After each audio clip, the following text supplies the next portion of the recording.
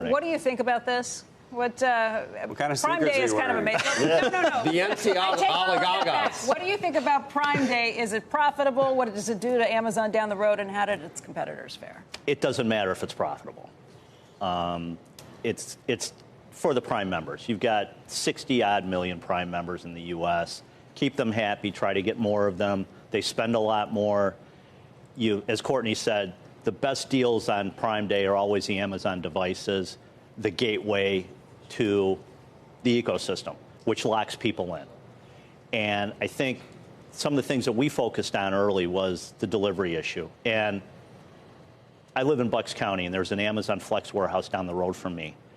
There were 220 rental vans in the parking lot of the mall that is almost like a staging area a couple nights ago at like 10 o'clock.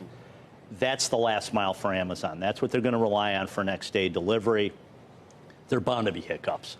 Sure. You know, this is kind of the test for holiday and see where the kinks are, et cetera, et cetera. I don't even care if the stuff's late that I bought, and I bought a ton of stuff over the last couple of days because it's the only thing that makes me browse online. I used to be an impulse shopper, but I'm not in the stores anymore. This actually makes me be an impulse shopper. One thing that I saw is that Amazon is now offering $10 to Prime Day shoppers who hand over their data. If you let them track you on the websites that you visit, which to me seems like such a rare, stupid, boneheaded move on Amazon's part, to be getting in the middle of all of this at the same time that we're seeing all this regulation focus on privacy. Why do this?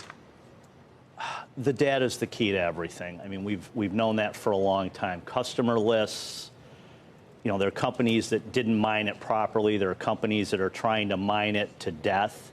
And I think that it's still evolving. And the regulatory part of this, the government's crosshairs right now, not just from regulation potentially coming from Congress, but also what you're seeing with the big agencies that are investigating them. Why do this right now?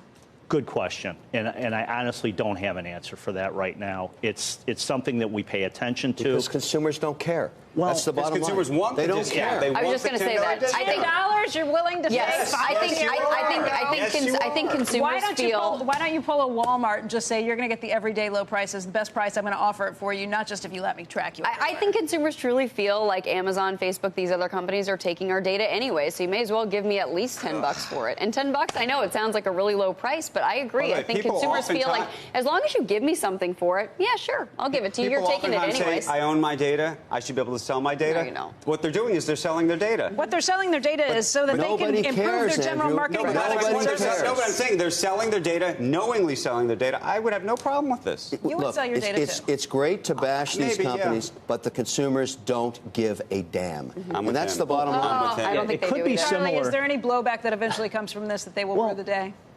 It's kind of similar to credit card breaches in my mind, where they happen and people just say, oh, well. Credit card takes care of you if your information gets exactly. You're not the one who actually pays. It's like the old saying, I know what I am, but I don't want to go cheap. You know what I mean? You can have my data, but $10? For $10? I mean, fine, but at least compensate me for what I'm worth more than that, Andrew. My data. Can you really make more than $10 off? I don't know. That's the real question. Trouble with if you're a vendor on Amazon, they do not give you your data. So all of these companies, and I certainly have a lot of them, and yesterday only half of them participated in the discounts, down to 30% less. We get a big lift in sales. We make no money. But the real issue is we don't get the data.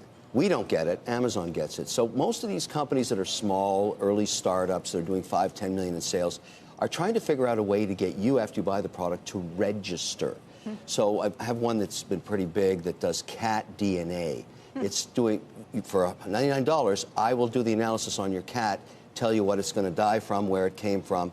Look, I don't buy this kind of thing, but it is a really hot product. You swab your cat in the mouth with a Q-tip. You send it to me for $99. This is a huge hit for us. And so we have to get the data because you don't get your cat's DNA unless you set up your account on our server. And we've been negotiating with this Amazon for about 2 months on this thing. But I love this business, but it's a good example of how a company can fight back to finally get their data. Charlie, very quickly with Amazon, what do you tell people? Is it your favorite in this arena, or is there somebody else? Well, Amazon's won the online battle. I mean, let's be clear. Walmart and the rest are fighting for second place. One of the key things during Prime Day is you get the free ride, you know, as Courtney brought up earlier. You get the free ride off of the buzz Amazon creates with Prime Day. You want to be the second site that gets clicked. somebody looks at the Amazon price and says, well, let me do a sanity check. If you're Walmart, Target, Best Buy, any of the other brick and mortar retailers, you want to be next because maybe you get a shot if you're next. If you're next, you got to be really good. All of these guys have upped their games immensely. But when you're talking about pure online retail, Amazon's won. From a retail perspective, Amazon has not won. Walmart is still dominant, $500 billion in revenue. They're the dominant retailer in the world right now.